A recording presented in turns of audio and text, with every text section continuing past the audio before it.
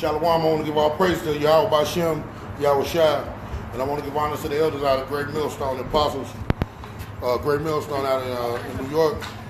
And I also want to give honors to the Akim that's out here pushing this truth with sincerity to the four corners of the earth. I just want to say shalom to the Akim, the Yahawahshi, brothers and sisters. And today, I'm going to talk about the kingdom of heaven. I know I was supposed to come out yesterday and do this, but yesterday I had some stuff that I was doing. I was a little preoccupied to be able to devote my full time to it, so I waited till today. But today is going to be about the kingdom of heaven and these prophecies and things that are to come. So we're going to get right into it.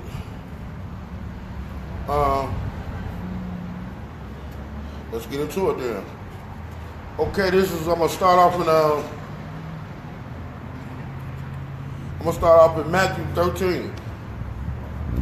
And it says, Yahawahshi presented another parable to them, saying, the kingdom of heaven may be compared to a man who sowed good seeds in his field. But while his men were sleeping, his enemy came and sowed tares amongst the wheat and went away. But when the wheat sprouted and bore grain, then the tares became evident. The slaves of the landowner came and said to him, Sir, did you not sow good seed in your field? How then does it have tares? And he said to them, An enemy has done this. So the slave said to him, Do you want us then to go and gather them up? But he said, No, for while you are gathering up the tares, you may uproot the wheat with them. Allow both to grow together until the harvest. And in the time of the harvest, I will say to the reapers, First gather up the tares and bind them in bundles to burn them up, but gather the wheat into my barn. And that's the parable of the kingdom of heaven. See, because what you got to understand is that when Yahawahshi come back, it ain't our job to weed out who's who. It's our job to preach this word and go out here on the highways and the byways and the hedges to do this work. It's not up to us to say who's who and to separate the wheat from the tares. As you just read, he said, let them go. Let them grow together. And I'm going to separate them when I come. And so we don't have to do that. A lot of people, they pass judgment, early judgment, but we don't have to do that. And I'm gonna go down to Matthew 13 and 10. And it says, and the disciples came and said unto him, Why speakest thou unto Salaki? And the disciples came and said unto him, Why speakest thou unto them in parables? He answered and said unto them, Because it is given unto you to know the mysteries of the kingdom of heaven, but to them it is not given. This is why we speak in slang. This is why black people have always spoken slang. No matter what the language is that we speak, we always got our own separate sidebar language. The Israelites always had it that way. The Spanish people, they got it that way. The native Indians, they got it that way. They speak all these English, they speak the language, but they have this sidebar slang that they speak that is not meant for everybody to understand. And I'm going to go to Luke. And it said, And his disciples asked him, saying, What might this parable be? And he said, Unto you it is given to know the mysteries of the kingdom of Yahweh, but to others in parables. So it's spoken in a discreet language or slang. He said that seeing they may not see, and hearing they might not understand. So you could be standing right there telling them all this stuff. They'll understand, but you won't, because it's not for you. And say, now the parable is this. The seed is the word of Yahweh. Those by the wayside are they that hear. Then cometh the devil and taketh away the word out of their hearts, lest they should believe and be saved. So, right now, today, it's a whole lot of people, even on my timeline, people that I have never really met personally, that have came into this truth and have learned, and have accepted the doctrine, the true doctrine of Yahawahshi. And now, if you look at them right now today, they're saying that the natives and the Hispanic aren't Israelites. They're saying that everybody can be saved. They're saying that there's no such thing as Yahawahshi the Messiah. Or or if they do believe in him, they're saying that he came to save everybody, the Gentiles included, because they don't understand the teachings of Paul. So, and then it says, now the parable is this: the seed is the word of Yahweh. Those that's by the wayside are they that hear. Then cometh the devil and taketh away the word out of their hearts, lest they should believe and be saved. So he don't want that to happen. But this is what the Most High set the devil up to do. Those that are not of him, those that are not of his flock, he's going to have them removed. Those are the tares and the wheat that we was just talking about. Okay? Yahawahshi is going to come and separate the wheat from the tares. And then it says, they on the rock are they, which when they hear, receive the word with joy. And these have no root, which for a while believe, and in time of temptation, they fall away. Like I just got through saying. These same people that got up here, and they came into the truth. They believed. They rebuked people who didn't believe. And now all of a sudden, in this time, in this era, they have fell away. They have fallen away from the truth. And then it says, and they which fell among the thorns are they which when they have heard go forth and are choked with cares and riches and pleasures of this life, and bring no fruit to perfection. But that on the good ground are they, which in an honest and good heart, having heard the word, keep it and bring forth fruit in patience. So when you get this word, you're supposed to share it with gladness of heart. I'm gonna take you to 2 Thessalonians, 2nd chapter, 7th verse. And it says, for the mystery of iniquity doth already work. Only he who now letteth will let, until he be taken out of the way. And then shall that wicked be revealed, whom the Lord shall consume with the spirit of his mouth, and shall destroy with the brightness of his coming. Even him whose coming is after the working of Satan, with all power and signs and lying wonders, and with all deceivableness of unrighteousness in them that perish, because they receive not the love of the truth, that they might be saved. And for this cause, Yahweh shall send them strong delusion, that they should believe a lie, that they all might be damned who believe not the truth, but have pleasure in unrighteousness. So all of you who don't believe the truth, when we go out here, when we preach, y'all out here mocking and scoffing the true men of the Lord. Y'all out here doing that. And then you start coming into the truth, and you start understanding some of the stuff that we're saying is what's happening. Now the Most High blocked you from the truth. You're not going to never get it. He's going to keep you from it because you're not of his flock. You're not of his flock. And so that's why you got to be careful, man. You can't take this for granted. You got to stay humble. You got to stay humble, man, because he give it and he'll take it away. He'll take away your understanding. I see so many brothers that came into this truth. Then all of a sudden, boom, their understanding is gone. They believe in doctrines of men and fables. Shit that they was preaching against. Now they're preaching about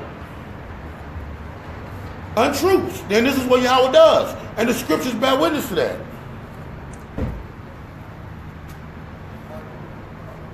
And so, you know, the kingdom, you got to understand the kingdom of heaven, man, it's not what you think it is. And it's not easy to get to. And it's not for everybody. You know, when Yahawahshi, when he died and rose, he didn't give his life for everybody. He gave his life for the lost sheep of the tribe of the house of Israel. That's the 12 tribes. Not everybody. Not all nations. Just one nation of people. The Israelites. Who are the Israelites? To this day, as far as you can tell, the Israelites are the so-called blacks, the so-called Native Americans, and the so-called Hispanics. Now I'm going to go to 1 Corinthians. It's chapter 15. I'm going to start at the top. And it say, moreover, brethren, I declare unto you the gospel which I preached unto you, which also ye have received, and wherein ye stand, by which also ye are saved, if you keep in memory what I preached unto you, unless you have believed in vain. So everything that Paul has taught, when he was running around teaching, what he's telling you is that you got to do these things. You got to keep these laws. You got to keep these statutes and these commandments. You got to keep the word in your mind and in your heart and your spirit. You know, or else you're gonna lose it. You know the old saying, if you don't use it, you lose it. Yeah, that's exactly what he's saying. You know, and it'll be all for nothing. It'll be all in vain. You did all this for nothing. And also what this means is, you know, you ain't saved unless you continue in the faith. Otherwise, like I said, you've done it all in vain. You know, and you can perform the righteous acts. You can keep the law, statutes, and commandments, and be living righteous and faithfully. And you can wait till the last minute and fall off. And the Most High will remove you out the equation, because that's how He does it. Look what happened to Moses. You know, you can't get comfortable and get cocky in this thing, man, because the Most High he don't support that. And this is 1 Corinthians chapter 15, and it says, "For I delivered unto you, first of all that which I also received." So the scriptures that he's telling you and that he's preaching to you are the very same scriptures that Yahawahshi gave him, you know, that preached to him. So he's not telling you nothing that he wasn't taught. He's not adding to it. He's not giving you his own interpretation of it. He's giving it to you the way it was given to him. He said, "For I delivered unto you first of all that which I also received, how that Yahawahshi died for our sins according to the scriptures, and that he was buried, and that he rose again the third day according to the scriptures, and that he was seen of Cephas, then of the 12, and after that he was seen of above 500 brethren at once, of whom greater part remain unto this present, but some are fallen asleep." As I was telling you again about this falling away, about this losing the truth, losing the ability to be able to see, you know. So all of them that saw it, some of them stayed, but for the most part, some of them fell asleep too. They went back to sleep, and so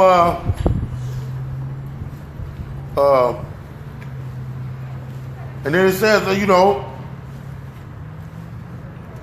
and then it says, after that, he was seen of James, then of all the apostles, and last of all, he was seen of me, which was Paul, also as of one born out of due time.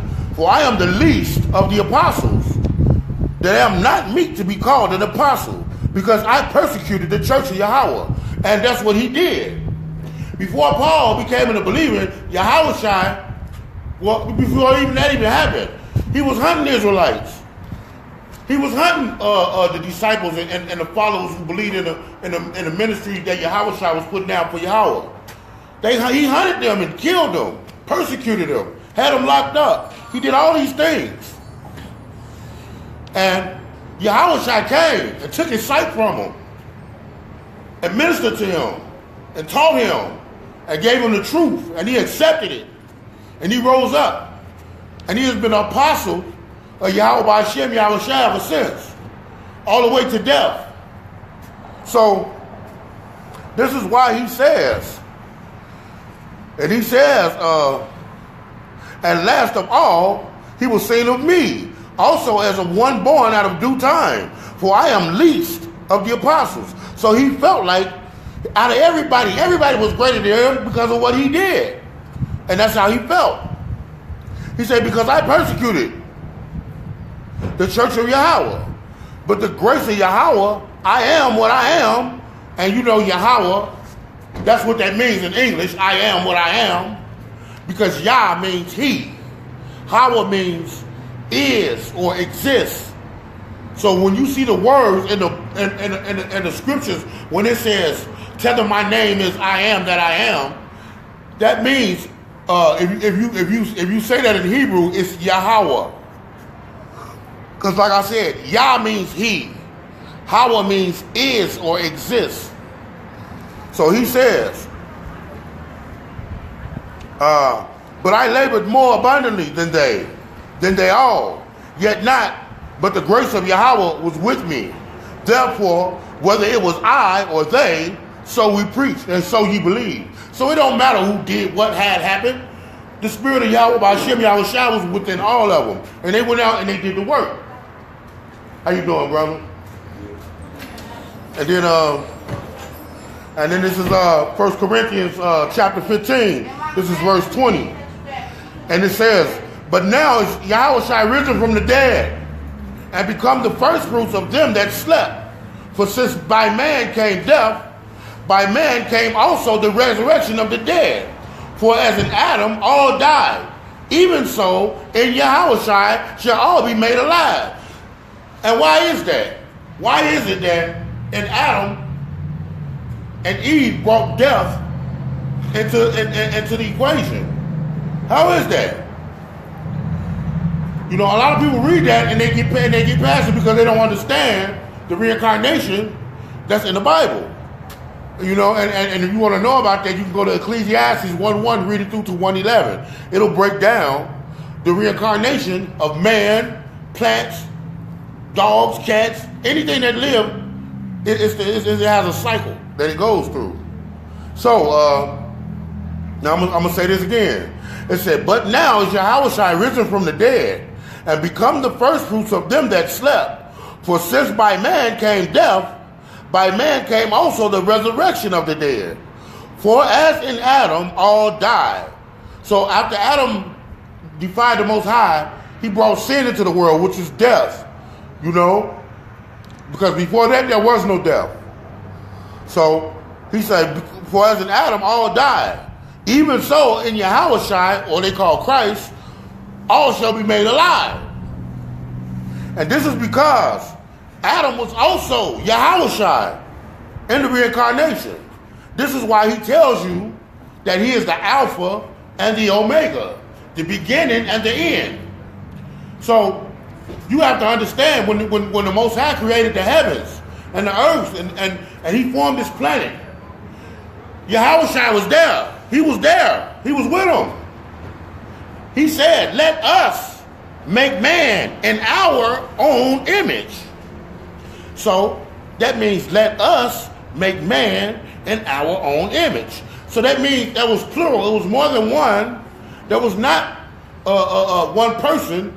You know, he created Yahawahshi, and together they created all things.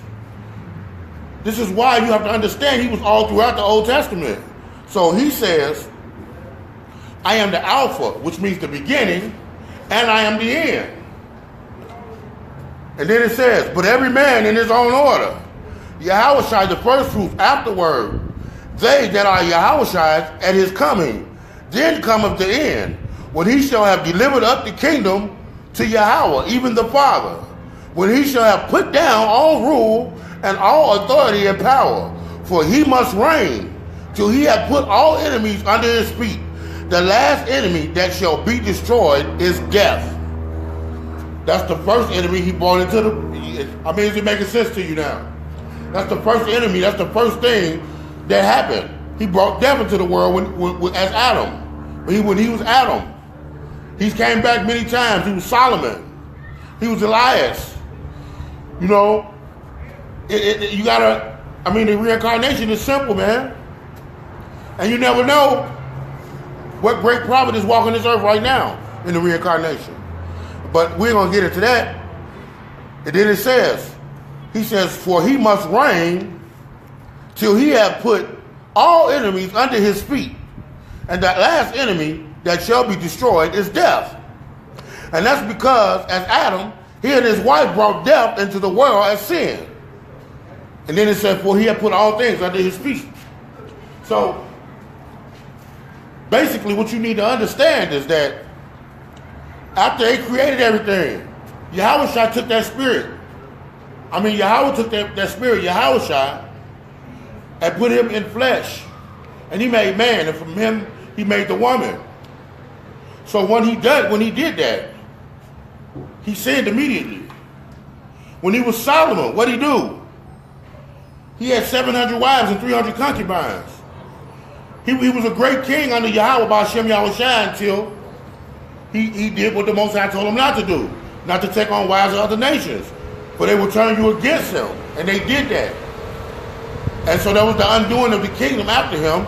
He waited till he died, and he took the kingdom from his sons. So, now that happened, he had to come back again. And this time when he come back as Yahawahshi, he didn't take no wife. He didn't take a wife. He dedicated his time growing up learning.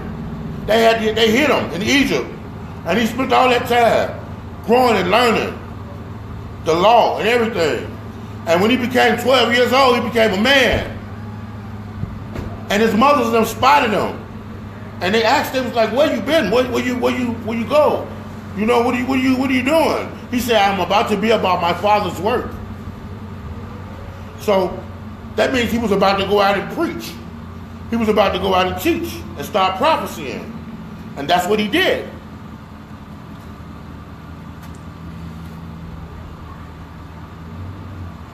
Yeah, and that's what he did. He started prophesying the scriptures, you know. But like I said, because he had so many wives,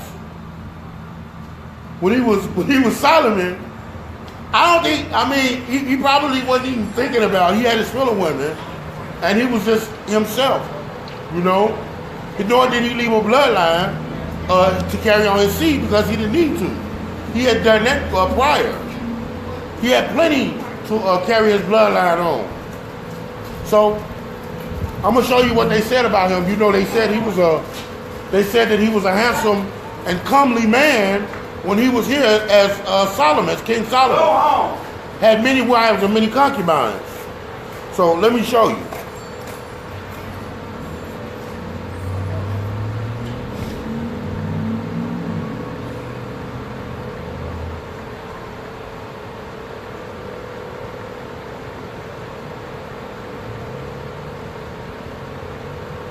Let's see what the scripture said about that.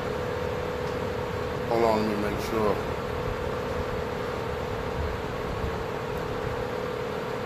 Okay.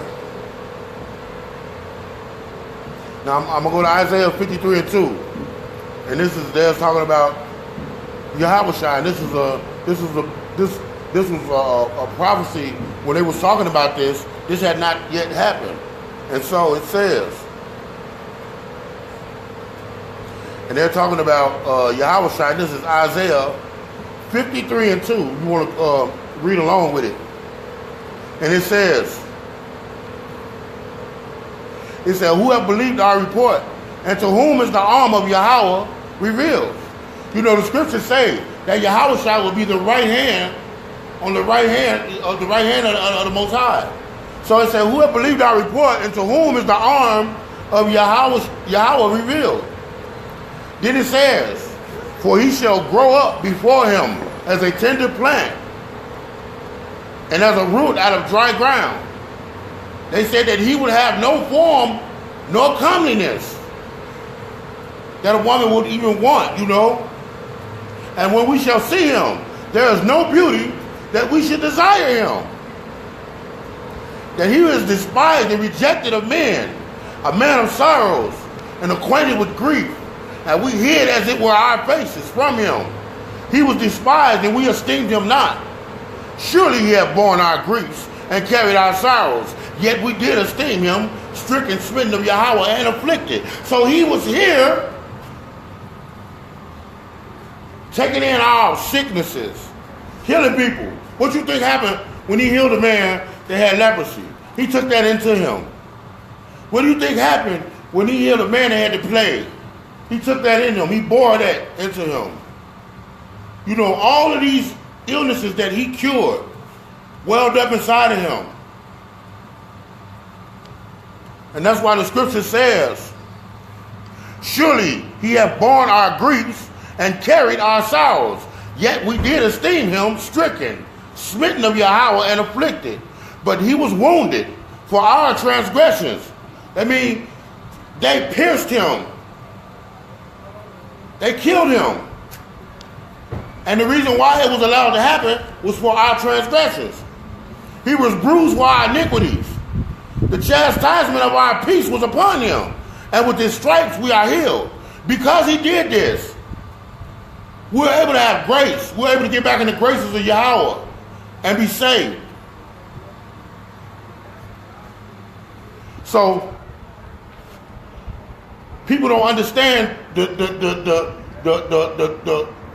importance of making it to the kingdom of heaven. You know, it's not what they teach you in church.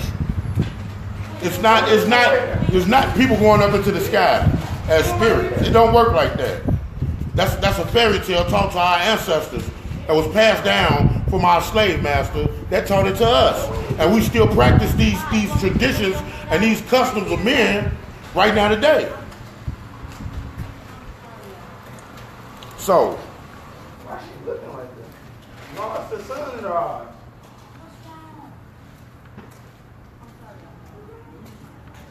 now let me get into it. And this is Revelations 21 and 1. I'm going to start at the very top. And it said, and I saw a new heaven and a new earth. For the first heaven and the first earth were passed away. And when it says a new heaven and a new earth, heaven is not a place. Heaven is a condition. Hell is a condition. Right now, African American people, so-called African American black people, we are in our hell. White people are in their heaven. It is truly not a place to go to. There's no place that exists that you can go and sit in and burn. That's all a lie. That's all Christianity. Okay? So, let me go back to it. And it says, and I saw a new heaven and a new earth. For the first heaven and the first earth were passed away. So what that means is, we already know Esau is at the end of his rulership. He said Esau is the end of the world and Jacob is the beginning that follow it. So their rulership is going to be over with. It's going to be a new heaven set up on this earth, and a new way of doing things going to be set up, which will be the righteous way in the eyes of Yahawahshi. And it said, and I, John, saw the holy city, New Jerusalem, coming down from Yahweh out of heaven, prepared as a bride adorned for her husband. And I heard a great voice saying, behold, the tabernacle of Yahweh is with men, and he will dwell with them, and they shall be his people. And Yahweh himself shall be with them, and be their power. And Yahweh shall wipe away all tears from their eyes, and there shall be no more death, neither sorrow, neither crying, neither shall there be any more pain, for the former things are passed away. Now when it says there's not going to be any more death, I just explained to you that when Yahweh shall come to destroy this place, the last enemy that he's going to have to destroy is death, right? I did say that, right? Because why? Because he was one of the people who brought death into existence by sin when he was Adam. So,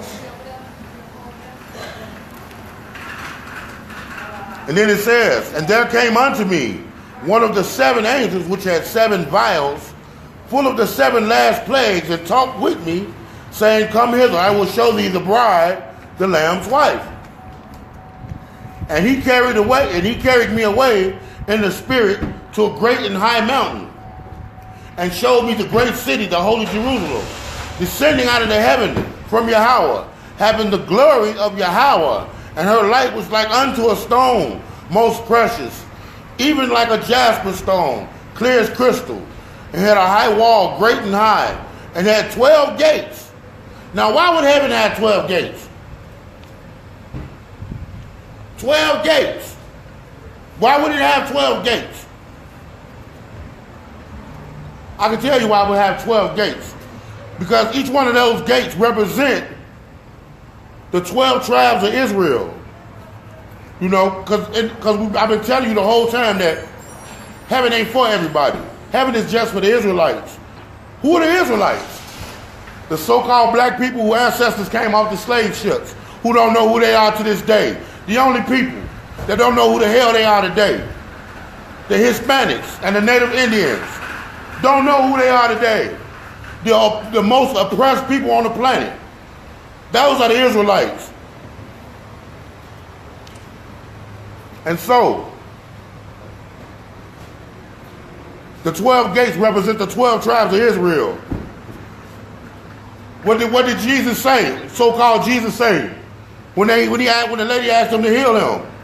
He said, "I cannot heal you." He said, "I was sent by his Father.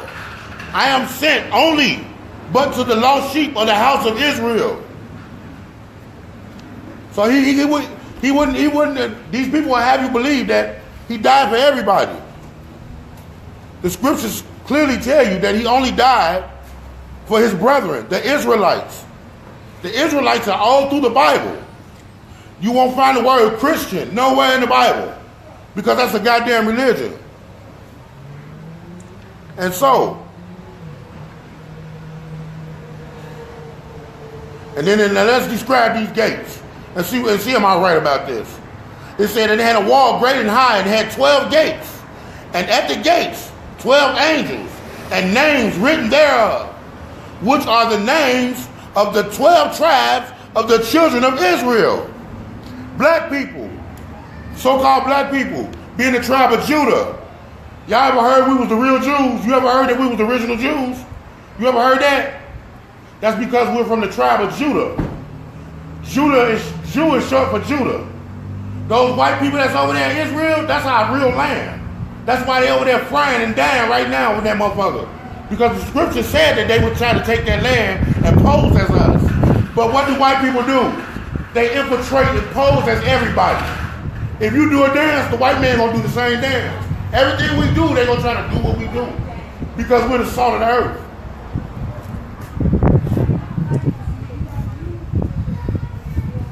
Then it says, and on the south 3 gates, and on the west 3 gates.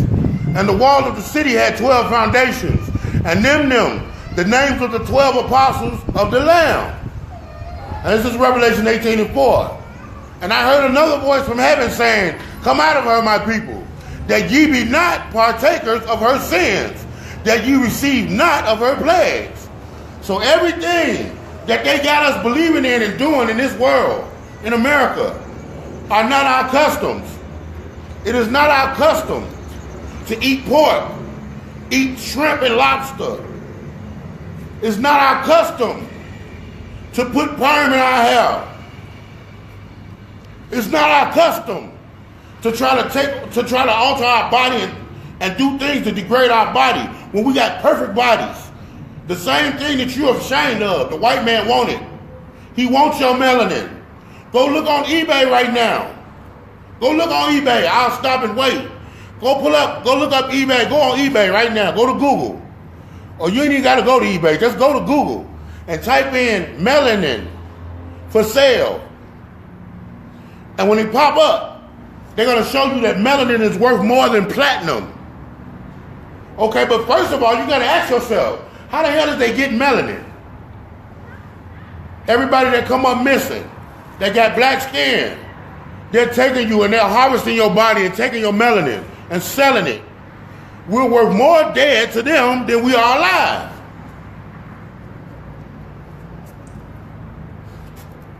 So he said, come out of her. Means come out of her ways and her customs. Learn your ways and your customs. Stop celebrating these pagan holidays, birthdays, self-worship. You know? Everything that the world does is the opposite of what Yahweh wants. And then he says, behold, I come quickly. Blessed is he that keepeth the sayings of the prophecy of this book. So if you do the law, statutes, and commandments with gladness of heart, you're blessed. If you're Israelite. And then it says, and he said unto me, seal not the sayings of the prophecy of this book, for the time is at hand. He that is unjust, let him be unjust still.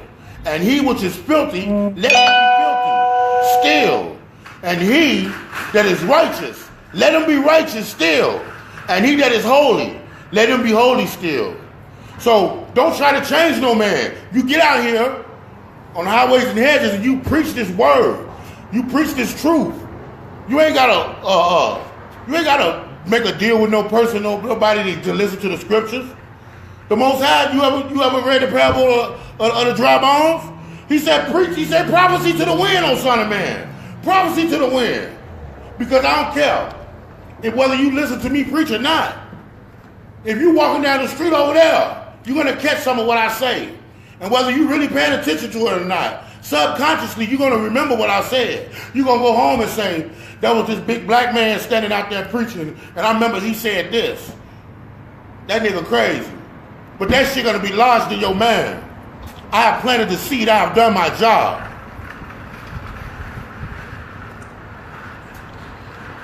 And he said unto me, seal not the sayings of the prophecy of this book, for the time is at hand. He that is unjust, let him be unjust. Don't worry about him. He want to be bogus? Fuck him. Let him be bogus. And then it said, and he which is filthy, let him be filthy. He that is righteous, of course, let him be righteous. And he that is holy, by all means, let that man be holy. You know? And behold. And then it said, and behold, I come quickly, and my reward is with me, to give every man according as his work shall be. So you will be judged according to how you lived your life. If you didn't follow the law, you can just about imagine what your judgment is going to be. If you follow some of the law, but not all of it, and you kept fucking up, but in your heart you really wanted to do the law, and it was a stumbling block for you, he's going to take that in consideration, according to the scriptures. This is not my words. And then it says, I am Alpha and Omega. He said this again. The beginning and the end, the first and the last. He's the first Adam and the last Adam. And behold, I come quickly. And then he said, blessed are they that do his commandments, that they might have right to the tree of life, and may enter in through the gates into the city. For without are dogs and sorcerers, and whoremongers, and murderers, and idolaters, and whosoever loveth and maketh a lie. Those people are going to be outside of the city. We're going to be the rule. It's going to be a new White House. But this is not going to be like that. It's going to be ruled and governed by the Israelites. This world is ours. Now,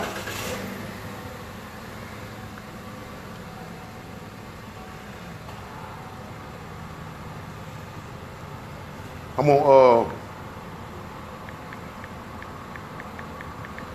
gonna bring you this before I go. Now this is 1 Corinthians again, and I'm gonna say the scripture and then I'm gonna be done. It says,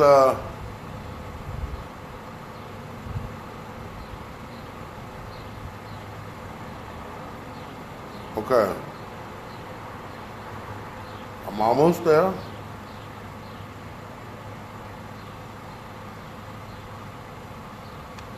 All right, now, this is 1 Corinthians. This is 15. I'm going to start at 35. But some man will say, how are the dead raised up? And with what body do they come? So he's saying, he's being sarcastic. He's saying, okay, how the fuck is the dead raised up? And if they dead, where they body at? You know? He says, thou fool, that which thou sowest is not quickened, except it die. And that which thou sowest not that body that shall be, but bear grain. It may chance of wheat or of some other grain. But Yahawah giveth it a body as it hath pleased him. So he basically told him, in the spirit, dummy, but it don't matter, because however the Most High want to give him a body, it is going to be done. So he was trying to be funny about it, you know. And then he said, all flesh is not the same flesh, but there is one kind of flesh of men, another flesh of beasts, another of fishes, and another of birds. There are also celestial bodies and bodies terrestrial, but the glory of celestial is one, and the glory of terrestrial is another. There is one glory of the sun, and another glory of the moon, and another glory of the stars. From one star different from another star's glory. So he's just showing you that all bodies are different. You know? It says, so also the resurrection of the dead. It's different. It's not the same. It is sown in corruption, and it is raised in incorruption. So if it's sown in corruption, that means it was in flesh. Our flesh is corrupted, and it died. And when it was raised up again, it shed that flesh, and it was spirit, which is incorruption. It is sown in dishonor, and it is raised in glory. It is sown in weakness, but raised in power. It is sown a natural body. It is raised a spiritual body. There's a natural body, and then there is a spiritual body. And so it is written, the first man, Adam, was made a living soul. That was Yahawahshi. He ended up, his spirit was put into the flesh. He was made a living soul. The last Adam, however, was made a quickening spirit. And how do you think he's going to come when he comes for this destruction? He's going to be a quickening spirit. And he will be the last, as he said. The Alpha and the Omega, the first and the last. Howbeit, that was not, he said, howbeit, that was not first, which is spiritual, but that which is natural. So the first one was not spiritual, it was natural. And afterward, that which is spiritual. So, and after it happened, it became spiritual because it died and shed the flesh. The first man is of the earth, earthy. The second man is of the Lord from heaven. As is the earthy, such are they also that are earthy, and is the heavenly, such as are they also that are heavenly. And as we have borne the image of the earthy, we shall also bear the image of the heavenly. Do you get that? And then it says, now this I say, brethren, that flesh and blood cannot inherit the kingdom of Yahweh. So when this kingdom is set up, it ain't going to be set up where a man that's got flesh and blood like me and you can walk in there like we walking inside a store. It's not going to be set up like that. Hey, sister, how you doing? Little sister. Little sister. Hey, little sister. Hey, it ain't too late to learn who you are.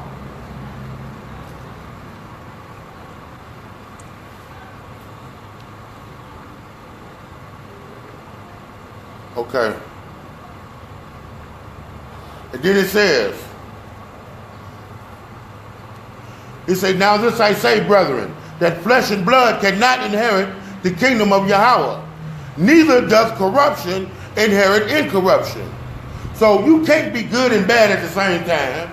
You can't be bad and good at the same time. You're going to either be bad or you're going to be good.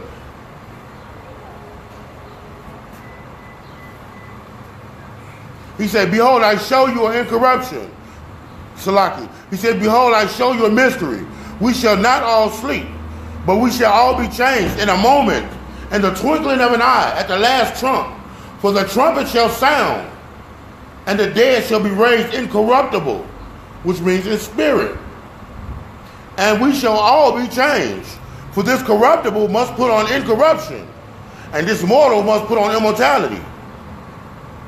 So if you're corrupt, you're going to have to start out with flesh. You're going to have to start out a man and die incorruptible. But it's going to be different, because the scripture just got through stating that their flesh are not all the same. And so it says, so when this corruptible shall have put on incorruption, and this mortal shall have put on immortality, then shall be brought to pass the saying that it is written, death is swallowed up in victory. O death, where is thy sting? O grave, where is thy victory? The sting of death is sin, and the strength of sin is the law. So if there's no more sin, why is that? Because Yahweh by Hashem Yahawahshi said that he will write the law into our hearts that we err no more. So you're not going to be able to do that no more. So yes, death will be swallowed up in victory. There shall be no more sin. And the scriptures bear witness of the scriptures. And it says, but thanks be to Yahweh, which giveth us victory through our Lord Yahawahshi. Therefore, my beloved brethren, be ye steadfast, unmovable, always abounding in the work of the Lord. For as much as ye know that your labor is not in vain to Yahweh. And I'm going to go all praise to Yahweh by Hashem and Mashiach Yahawahshi.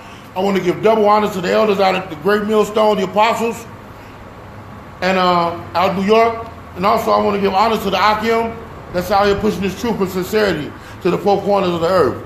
I have reached to the end of this, and I'm going to say shalom and shalom.